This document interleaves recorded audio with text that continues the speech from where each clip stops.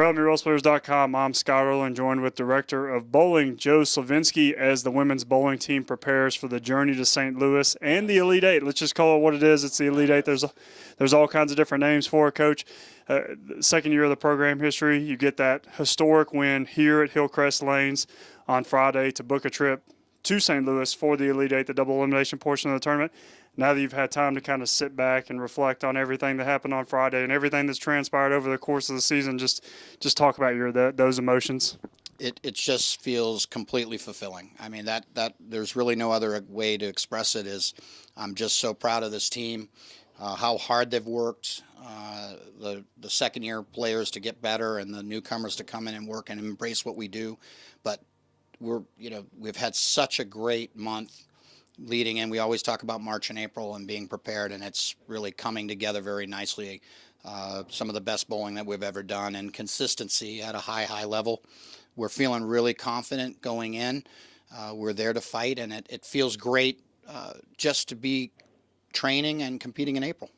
One of the things that me and you talked about before the opening round match on Friday is that if you get past Texas Southern, then anything can happen. Once you get to that final site, anything can happen. It's an Elite Eight now. And how is the team feeling? The team is obviously very confident, 25-5 in its last 30 matches. So what is the team feeling like with this opportunity in front of them? Well, being 10-1 in postseason, especially with double elimination format, we feel really, really good. Since January, we've beaten Arkansas State, the number 3 team in the country. We've beaten McKendree. We've beaten St. Francis, PA. We've also beaten Vanderbilt. So we feel very good. If our bowling is up to our highest level, we can compete with anybody. And I think that gives you a calming feeling, much like what we've done in the last month. What we did in Tennessee at the Vanderbilt match, Vanderbilt tournament was outstanding. We were very competitive from the get-go, and we were near the top. We were second going into the last match on Saturday.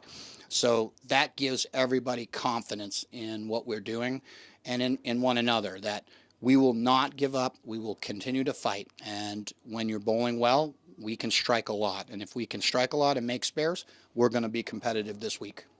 And you already get a taste, unlike some of those other teams that are over there in St. Louis, you already got a taste of the NCAA tournament play and what the intensity of that against Texas Southern. Obviously, me and you talked afterwards, and we didn't necessarily bowl our best game, but we just gritted it out, grinded it out, and pulled out a 2-0 win. So what did your team learn in its first taste of NCAA tournament play? Well, I think going even back to the East Coast Conference final day where everything's on the line. Everybody knew, we're going to have to win to have a chance to get into the NCAA tournament. We performed very well. Started off a little slow, but then settled down and bowled well. We were very good at actually making spares and keeping ourselves in the match on Friday, and that's something I'm very, very proud of. So what we've learned is they need to be responsible. I told them if they feel nervous, come talk to me, and many did.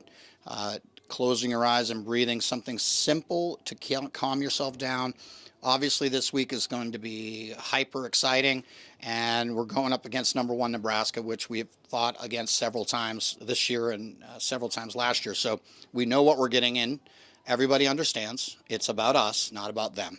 So I think everybody's really, really confident in themselves and in us, and that's all you can ask for. We want to go in and do our best. If our best is good enough, great. If our best is not good enough, we still performed well, and it's a historic season. There really is, this is all gravy and dessert. It's really, that's how I'm feeling. I feel super calm, and what a great experience for a group of young people to go in the second season and have the opportunity to feel an Elite Eight competition. That's amazing. It's surreal to say that we're going to the national championship week and they get this opportunity. Wow. Well, you already know that when you go to an event of this magnitude, you're not going to get some poor team. You're not going to get a bad team. And, of course, you draw the number 1 team in the country right off the bat in Nebraska. Like you said, we've played them several times over the last couple of years, gave them a run for their money a couple of times. So what's it going to take for us to get past Nebraska? And, once you get past them, you know that anything can happen. Yeah, we need to make really good shots so that we can strike. If we can strike at the rate we're capable of, and stay clean on spares that are makeable, we have a chance to beat anyone. And that's really what we've done. When we've been good and we've been striking at the rate that we're capable of, the high percentage strike rate, we're competitive with anyone because we are an improved spare shooting team. Our Baker double, if we get to those and make it run out the match sequence, we're very good at Baker double. We're near the top 10 in the country in Baker double. So we can strike. We have to strike them. If we do not strike against Nebraska, it will be a quick 1-2 out the door. We're going to have to settle for the loser's match after. But if we can strike, and at the rate that we're capable of, we will be competitive in that match. That's all we can really do. And I know we can beat them, but we have to be good. And our good has to be outstanding and consistent. There's really no secret to that. Nebraska this season has been outstanding by their win-loss record and high percentage. Everybody understands that. That's the way it is. It is the national championship tournament, so everybody's ready to perform and have been performing over the last month. So it really is, can we strike at a high enough rate to be competitive, and can we not give pins back by making foolish mistakes?